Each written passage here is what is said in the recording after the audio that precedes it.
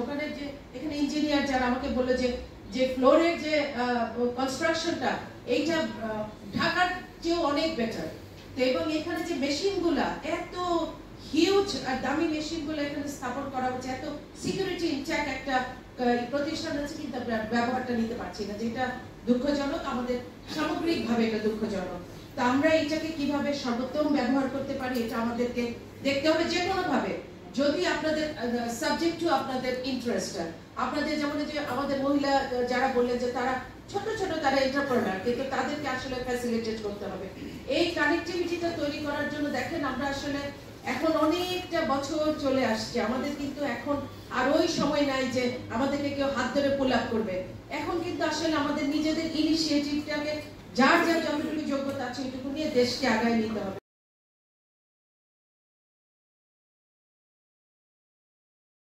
কিন্তু এখানে জেলা প্রশাসন, পুলিশ প্রশাসন, কাস্টমস, এগ্রিকালচার, আপনারা যারা আছেন এখানে বাস্তবায়ন করতে হবে আপনাদেরকে। এখন আপনাদের আবারও ওই যে আমি শুনলাম যে আবারও একটা কিছু করব, প্যাকেজিং আবার জড়ে, টাকা তো টাকা, সরকারের টাকা হোক বা প্রাইভেট, টাকাটা ইনভেস্ট করা মানে একটা টাকা ইনভেস্ট করা, সেটা যদি আবার ব্যবহার করা না হয় সেই বিষয়গুলি আমি ব্যক্তিগতভাবে পছন্দ করি না। আমাদের দেখতে হবে আজকে এই আলোচনা থেকে আমি যেটা মনে করছি যে আমাদেরকে আসলে একটু ভাবতে হবে, ওভার অ্যাম্বিশিয়াস হওয়ার মতো নাই। কারণ কেন যায় ঢাকা থেকে দিতে আগ্রহ থাকে বা ওখান থেকে অন্য দেশের মাধ্যমে যাচ্ছে, এই জিনিসগুলি আসলে একটু ভাবার সময় আছে।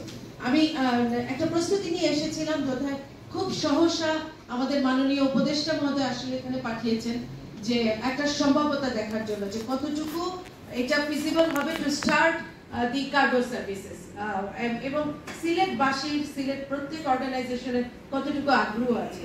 তো আমি একটা আপনাদের মতো আমারও একটা এখানে একেধারে নলেজ এবং একটা ফিলিংস তৈরি করে নিয়ে গেলাম যে আসলে এই মুহূর্তে কি কি করতে হবে।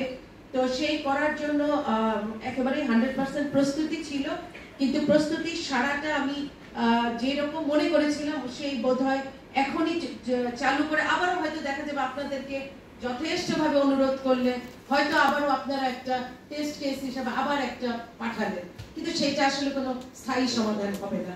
স্থায়ী সমাধান করতে হলে আপনাদেরকে আমি কিছুটা সময়, আমাদের কমিশনার মহোদয় এবং জেলা প্রশাসক মহোদয় আরো কিছুটা সময় নিই যে আসলে আমাদের এখানে করার উদ্যোগটা কতটুকু কার্যকর হবে। আমরা কিন্তু 100% যাচ্ছি যে যদি আপনাদের আর কি একান্তই আগ্রহ থাকে যে আমরা পারবো, কারণ বিমান বাংলাদেশের সাথে আমাদের কতটুকু কার্গো পরিবহন করার ক্ষমতা থাকবে, এই সবগুলি আসলে যেহেতু মন্ত্রণালয়ের সচিব আমি একাধারে আমার সবকটা বিষয় দেখতে হবে। তো সকলের আগ্রহটাকে নিয়ে সেটাকে ফ্যাসিলিটেট করার মতো কথা আমি দিয়ে যেতে পারি যে আপনাদের প্রত্যেকের যদি চাহিদা থাকে, প্রত্যেকের আমাকে বলতে হবে যে প্রতি মাসে বা প্রতি বছরে আমরা এই দিতে প্রস্তুত আছি। কারণ আমি এখানে বেসরকারি আমি একটা কোম্পানিতে গেছি, তারা নিজেদের উদ্যোগে এত ভালো করে, তাদের কোম্পানি আপনারাও ভিজিট করতে পারেন, যে এত ভালো করে তারা নিজেরাই প্যাকেজিং করে তারা কিন্তু পেরিশেবল আইটেম পাঠাচ্ছে বিদেশে। তো এইরকম করে নিশ্চয়ই আরো অনেকে আছেন যারা নিজ উদ্যোগে পাঠাচ্ছেন এখান থেকে, কিন্তু সরকারের সহায়তা, সরকারের কার্গো কমপ্লেক্স ফ্যাসিলিটিটা আজকে সকালে আমি পুরো টিমটা নিয়ে ভিজিট করে সত্যিকার অর্থ আমার কিন্তু চোখে পানি চলে আসছিল। একটা এত সুন্দর ফ্যাসিলিটি তৈরি করা আছে যে ready to provide the service, কিন্তু এই সার্ভিসটা আমরা নিতে পারছি না। ওখানে যে এখানে ইঞ্জিনিয়ার যারা আমাকে বললো যে ফ্লোরের যে কনস্ট্রাকশনটা এইটা ঢাকার চেয়েও অনেক বেটার।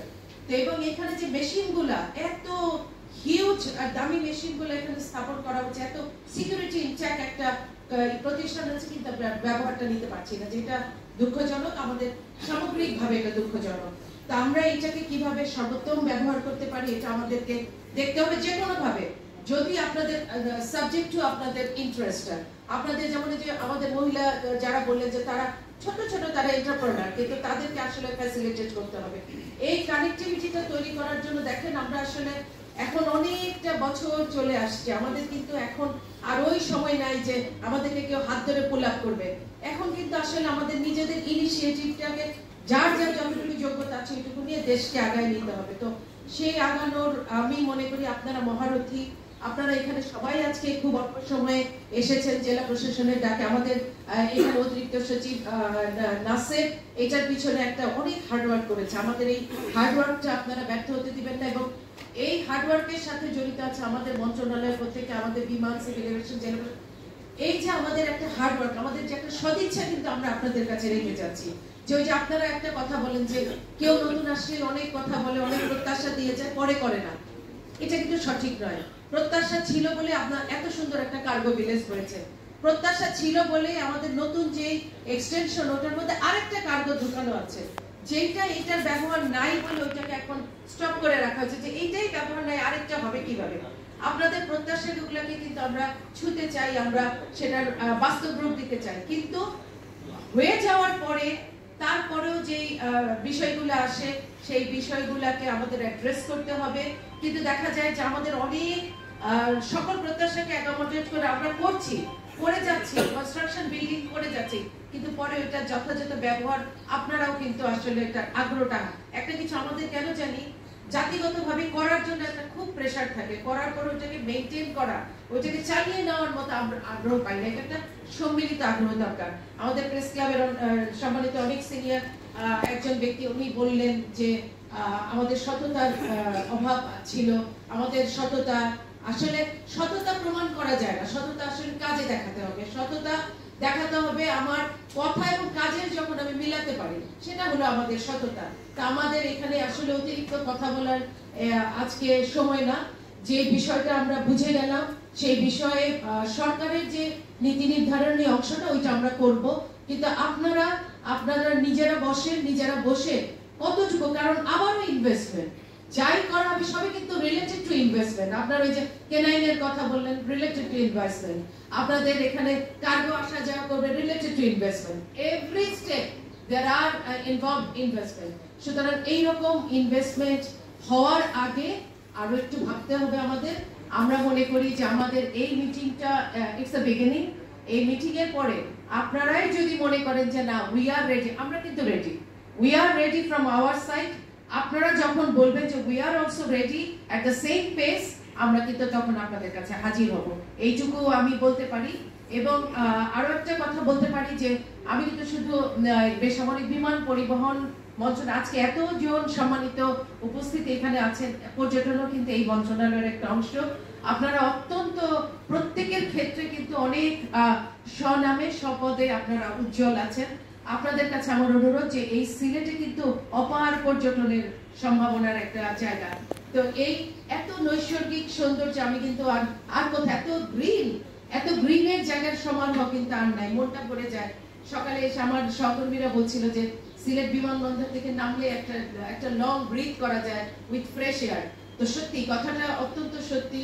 এখানে মানুষ অত্যন্ত ধর্মীয় ভাবে প্রচন্ড ধার্মিক, সবকিছু মিলিয়ে একটা চমৎকার আবহাওয়া আছে, যেখানে আমরা আমাদের পর্যটনকেও বিকশিত করতে পারি। আপনাদের সবার প্রতি অনুরোধ থাকবে যে আপনারা একইভাবে যেমন করে আমাদের বেসামরিক বিমান পরিবহন, আমাদের বাংলাদেশ বিমান আমাদেরকে সাপোর্ট করবেন, আপনাদের পর্যটন শিল্পেও যেন আপনাদের ভূমিকাটা থাকে, সরকারি বেসরকারি। আমাদের মন্ত্রণালয় শুধু আমরা কথা বলতে আসিনি, এটা প্লিজ এটাকে ভুল বুঝিয়ে দিবেন। হয়তো আধা ঘন্টা দেরি হয়েছে, সেটা হতে পারে, এতজন মানুষের একসাথে করাটাও একটা সময়ের ব্যাপার।